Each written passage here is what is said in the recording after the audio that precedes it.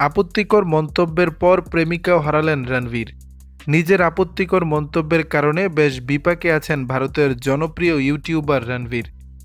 সময় রায়নার show India's goat latent অনুষ্ঠানে বাবা মায়ের যৌনতা নিয়ে কথা বলতে গিয়ে সমালোচনার মুখে পড়েন তিনি। ইউটিউবারের বিরুদ্ধে জিডি দায়ের করা হয়েছে, এমনকি অনেকেই সরাসরি তার শাস্তির দাবি জানিয়েছেন। এবার রণবীরের ব্যক্তিগত জীবনেও পড়েছে এই বিতর্কের প্রভাব। গার্লফ্রেন্ড নিক্কি শর্মার সঙ্গে রণবীরের বিচ্ছেদের গুঞ্জন শোনা যাচ্ছে সর্বত্র। ভারতীয় সংবাদ মাধ্যমের দাবি, রণবীর এবং নিক্কি একে অপরকে ইনস্টাগ্রামে আনফলো করে দিয়েছে।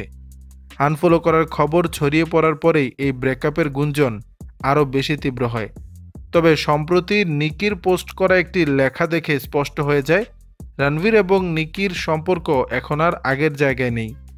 নিকির পোস্টে লেখা রয়েছে, আপনার শরীর যে শুধুমাত্র খারাপ খাবারকে প্রত্যাখ্যান করে তা নয়, আপনার শরীর খারাপ এনার্জিকেও প্রত্যাখ্যান করে।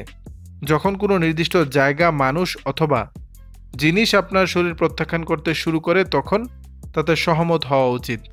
আপনার মনের কথা শুনুন এবং বিশ্বাস করুন। দর্শক, বিষয়টি নিয়ে আপনাদের মতামত জানাবেন নিচের কমেন্ট বক্সে।